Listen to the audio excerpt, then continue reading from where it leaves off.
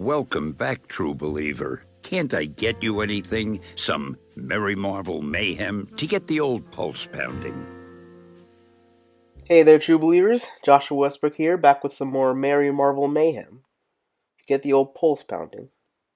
So, as I'm sure you're aware, a lot of heroes have fallen in the Marvel Universe, but some of them make sure to drop some pretty awesome lines before they go out. Some of them don't even have to die, but their final interactions with certain characters can be just as memorable. So, a couple of years ago, I gathered a list of my top 10 last words across all of Marvel comics, shows, movies, you name it. I put together a list of the final words from Marvel heroes or villains or anybody that just stuck with me. So many years later, it still holds up, and so I'm sharing it with you now. Now, before we jump into it, I would just like you to know that since this is a list of final words. There's going to be a lot of deaths from these characters, so careful for spoilers if you haven't seen some of the shows and movies in this list here. But they've all been out, like I said, for a few years, so you've had a chance to see them. So I'm not gonna, yeah. All right, so let's just, that said, get into it.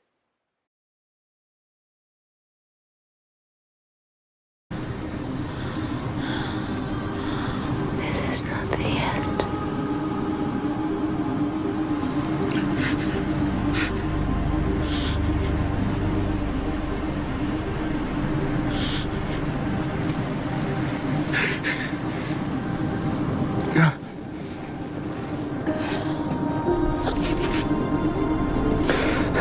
So coming in at number 10 is Elektra from the Daredevil show. Her last words are, "This is not the end." And I like that because Marvel fans, of course, know the Elektra story. Oh, she gets killed and she comes back to life. But, Daredevil doesn't know that. As far as he's concerned, he's holding the woman he loves in his arms and she's dying in front of him. And the last words she chooses to say to him are, "This is not the end. Like, it's not over." And, like, it's the perfect amount of, like, hopeful but also ominous because, like, if someone's dying, usually their last words aren't, "Hey, it's not over yet." Usually it's something like, "Oh, I love you," or uh, "Watch over the city for me," something like that. But yeah, Elektra chose to say this is not the end, which perfectly, I believe, ties into her character and her story from the comics and sets up her return in the Defenders ultimately. So yeah, that's why I like Elektra's last lines here.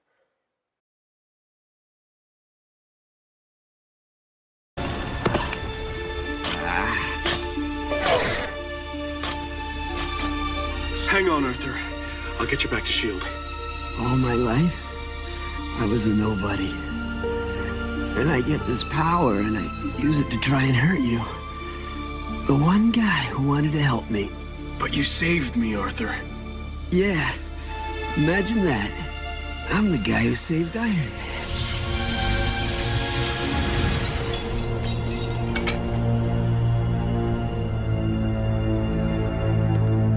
Iron Man, where is he? Where's the laser? He's gone. At number 9, we have the Living Laser from Iron Man Armored Adventures, and I like his last line here because he's a bad guy. The Living Laser is an Iron Man villain, and he saves Iron Man. For context, in this episode, Living Laser was dying the whole time. His like own energy was tearing him apart, and Tony Stark was recruited by Shield to help save his life.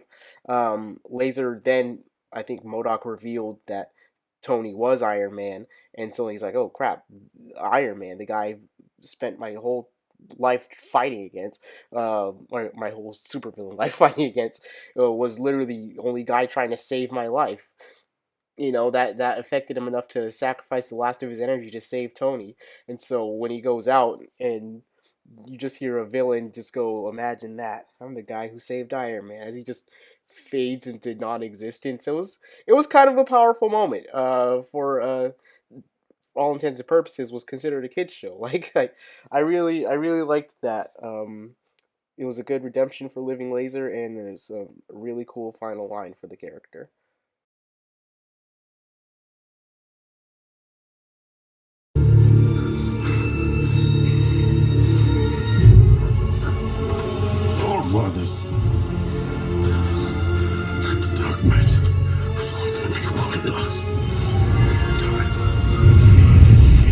At number 8, we have Heimdall from Infinity War. Let's just start off by saying I was so upset that Heimdall died in like the first 5 minutes of the movie. Okay, like I liked Heimdall. He was a really cool character, but he started the movie in a bad place. Okay, he was already in the dirt. He couldn't help fight Thanos. He couldn't do anything against Black Order. Hulk just got folded by Thanos. Loki was being held dead to rights. Thor was trapped in a vice by Ebony Maw. It was a terrible start for the movie for Heimdall there. Um, so he didn't have much left. He didn't have any really real options, anything he could do. So he used the last of his power to send Hulk to Earth to warn the Avengers about Thanos. And I don't know. It's just such a powerful send off for the character because he needs the usually to put his sword Hofund into Bifrost, the mechanism on Asgard to activate the Rainbow Bridge, But like here we see him like just summon the power. He begs the All Fathers of past, just like All Fathers, let the dark magic flow through me one last time. He just like summons the Bifrost with his own sheer power and then sends Hulk away. Like I don't know. That was just like I liked the character, and so seeing him go out sucked, but like for him to just use his final move to summon the Bifrost of his own free will, like that was cool. Also, kind of people I remember back in 2012 were kind of like, oh, they just like yada yada Thor's ending because he destroyed the Bifrost, but he ended up back on Earth because Odin summoned dark magic.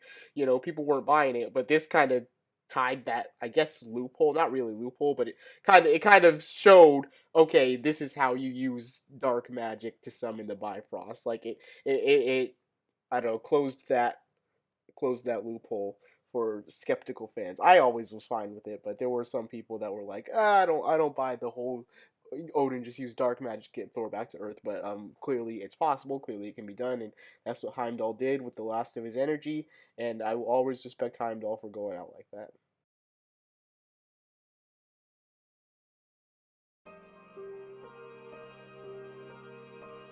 Face it, Tiger. You just hit the jackpot.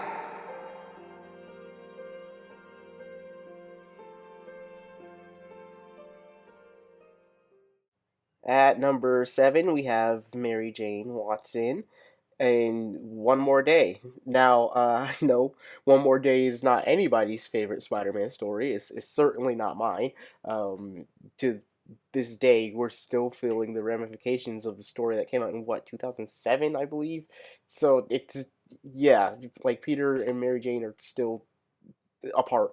It's annoying. It's annoying. One More Day caused a lot more harm than good. But, I'm only human, and my like one ship in the world, like I believe it's called your one true pair, the couple you believe in more than any other fictional couple.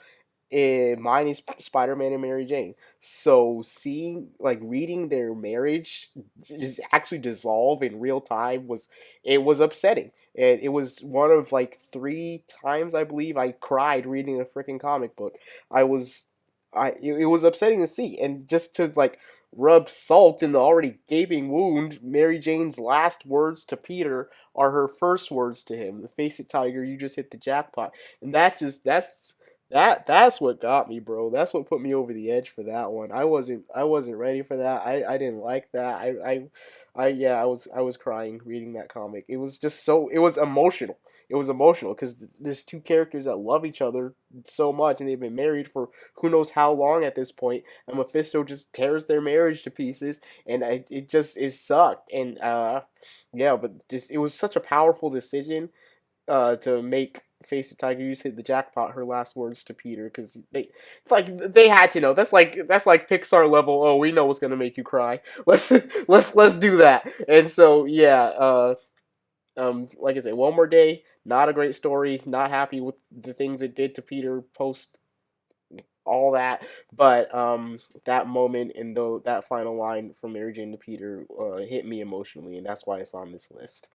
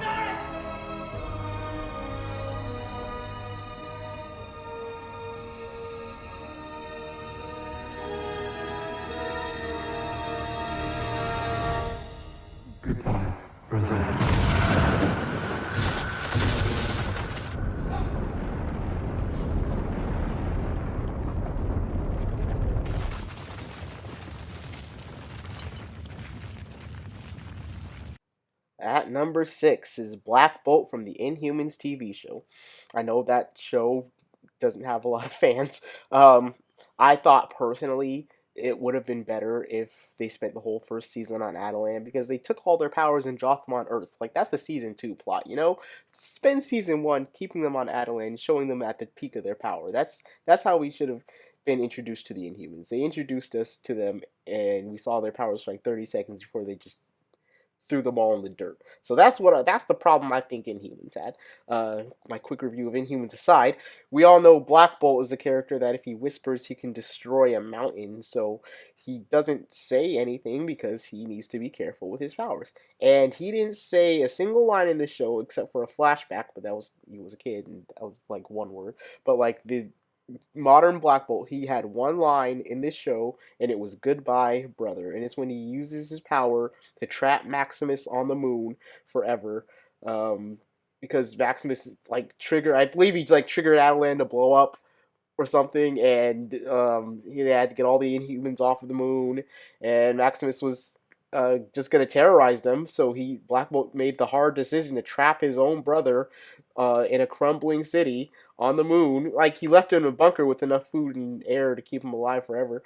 But it was a hard decision for Black Bolt. But he had to be a king instead of a brother in that moment, so he made that tough call. And just like, I don't know, anytime Black Bolt talks, he always like chooses the coolest line. You know, he usually says something definitive like "enough" or "leave" or something really cool like that. But this line just doubled as him saying goodbye to his brother and just trapping him on the moon. I don't know. I like that. I like Black Bolt as a character.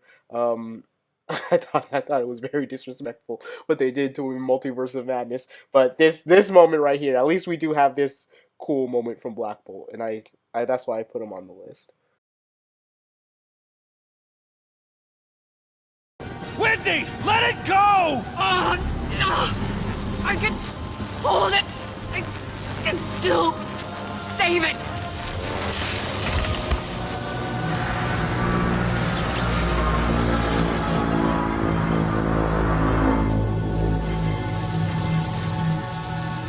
You and I found something on the bottom of the ocean, and I tried to turn it into something beautiful.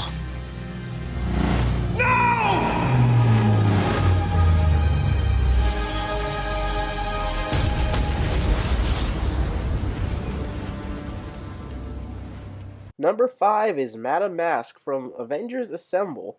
It's kind of a wild card, but this final line from old Whitney Frost here just hit me pretty hard. Avengers Assemble, it's very, very hit or miss. Because, we all know Earth's Mightiest Heroes is the greatest Avengers show ever, and it was replaced with Avengers Assemble, and this shows the definition of hit or miss. Like, there are some episodes where Hulk is chasing Falcon around for some cookies that his mom made, and then there are some episodes where, like, there's a dystopian future ruled by Doctor Doom, and Black Widow's like his bride, and the Punisher's there, and like they had some really cool and good episodes, and then they had some really not good at all episodes. So it's not enough to just dismiss the show entirely, but there were some cool moments, and this one was one of them. Whitney Frost and Hawkeye actually forged like a kind of relationship in season 4, not romantic, but like they were close to each other, and so it carried over to season 5, which was kind of rare for this show, because like it was very episodic, and like even things like character relationships didn't really carry over, but this one did.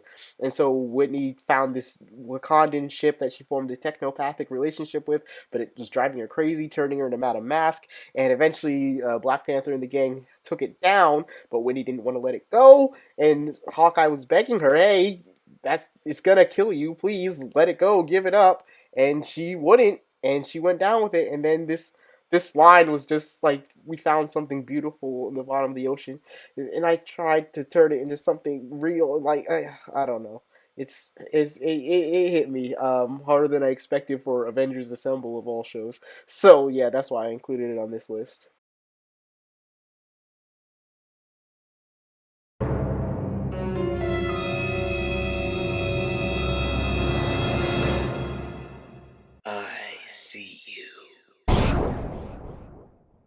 Coming in at number 4, we have Uatu the Watcher with the line, "I see you." And true believers, when I tell you that this was a very strong contender for number 1, I am not kidding, because this is a perfect final line for the Watcher. The Watcher, whose job it is to stand outside of time and space and observe from a distance, never interfering, just watching from afar. And he turns to his killer and says, "I see you." That's it was just the perfect final line for the Watcher. The original Sin storyline was about the death of the Watcher, who killed the Watcher. Nobody knows, nobody knew except for the Watcher, who turned, saw his attacker. He like spoiler. I did say there would be spoilers, but this story has been out for a while. It was Nick Fury who killed the Watcher. And Nick Fury's a spy. His whole thing is sneaky. His whole thing is stealth. I believe he had some tech that was making him invisible at the time. He snuck into the Watcher's place. He was about to get him, and Watcher just turns to him and says, "I see you." And that's like, I don't know. It's perfect. It was perfect for the Watcher's final line, and that's why I was so tempted to put this at number 1. But there were other ones that I thought were better than this. But thematically speaking, character wise for the Watcher, the perfect final line. The original Sin whole arc was worth it just for this.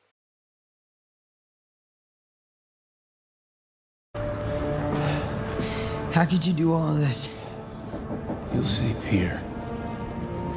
People need to believe. And nowadays,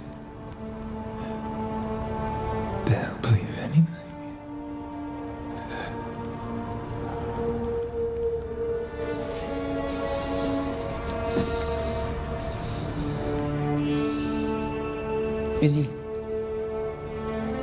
Is this real? All illusions are down, Peter.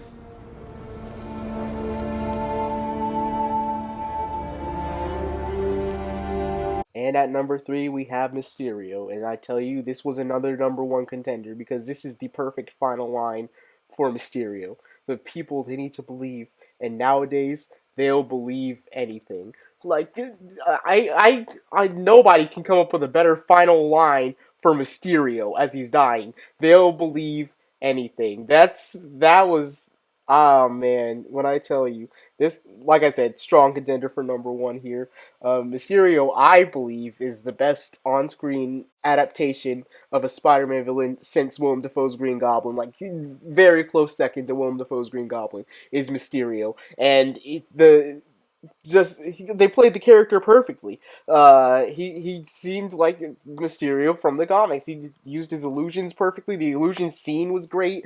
I loved that they chose to put him in like a mocap suit in the end. It just, I don't know, it was very thematically, the character was so on point, and then choosing this as his last line, like, it made me believe the guy wasn't dead. I still don't think he's dead. I still think Quentin Beck is running around the MCU somewhere. Like, this, because this is so wild. The people need to believe, and nowadays they'll believe anything. Like, as he's dying, he says they'll believe anything. Yeah, Peter asks Edith, "Hey, is this real?" And Edith doesn't even, she says all illusions are down. She doesn't say, "Yeah, he's dead, confirmed kill." Good job, Peter. She just says all illusions are down. Like, it's just such an air of mystery around his death, and those last words just leave you like, nah, he's not dead. He's got something, nah. And then, like, of course, we know he revealed his identity to the world, but, like, goodness, I love it. I love that for Mysterio's final line. It was great.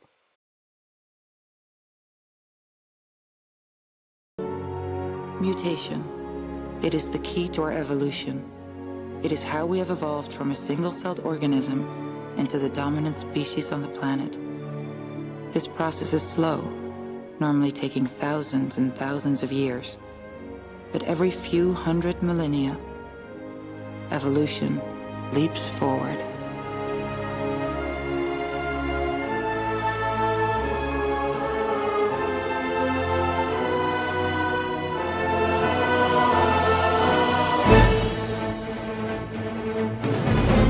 At number 2, we have Jean Grey from X2, X-Men United, and my goodness, there are the ends to some comic book movies just like hit me so hard in the chest. One of them is Spider-Man 1, where he does the final swing and he lands on that flagpole, swing towards the audience. Great.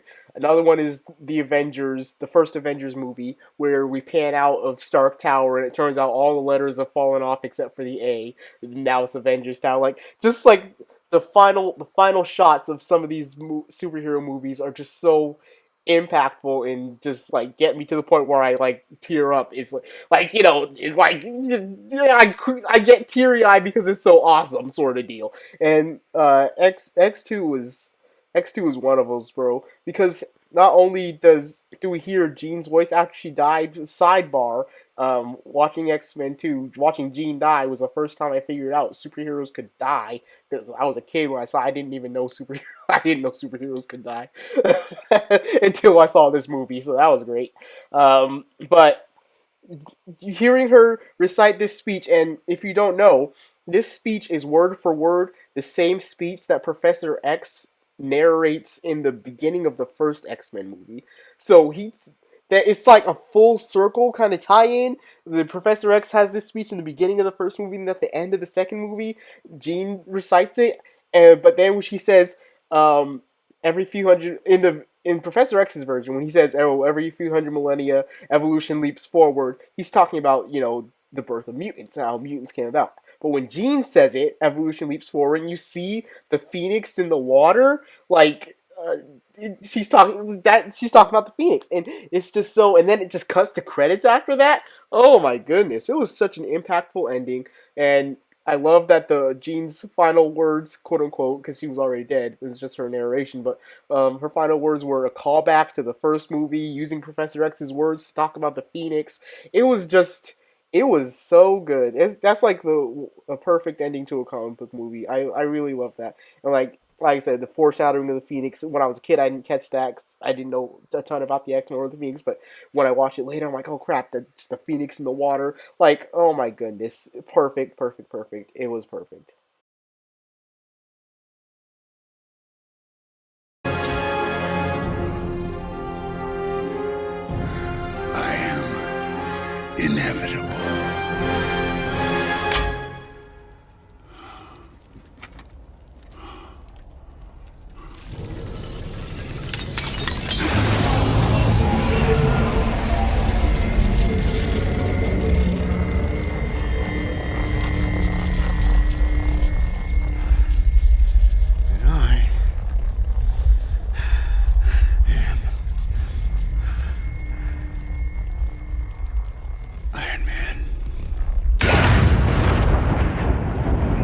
Alright, let's be real. We all knew that this was number one.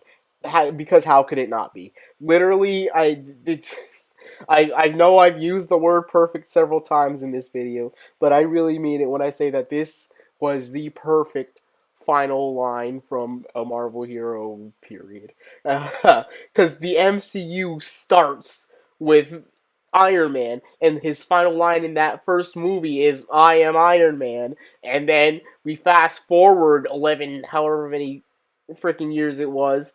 I think it was 11 when Endgame came out after the first Iron Man movie, and his last words are "I am Iron Man," and it was such a full circle moment. And like, I don't know who thought of it. I don't know how they came up with that, but my goodness, it doesn't get old. It doesn't get old. Every time I see it, I get chills. And then he just snaps the Infinity Gauntlet. It not only saves the universe, but it freaking dies. And it just just goosebumps every time. It just gets my pulse pounding like that old Mary Marvel Mayhem. Just seeing Iron Man repeat the I am Iron Man from the first movie. It's just it's iconic. It's iconic, and I think it's a movie moment that's gonna be like the Darth Vader "I am your father" sort of deal. Like it's the I am Iron Man. Like they used the scene in a freaking Google commercial, like for crying out loud. It's crazy. It's crazy. It's the best final line from any Marvel character ever, and yeah. So that's my list. Those are the final lines from Marvel heroes, villains across everything that stuck with me. I really tried to think of one from a video game. I really couldn't. All these other ones just hit me harder. And if I couldn't remember, then obviously it wasn't memorable enough to get on the list. So, but yeah, did I miss any? You guys let me know. Let me know if you think I'm right, you think I'm wrong, you think some should be higher than others, some should be lower than others. Let me know if you think some don't belong on this list. Let me know which ones I left off the list. Like I said, I made this list a few years ago, but since then, I really can't think of any other lines that I would add on here. There's one.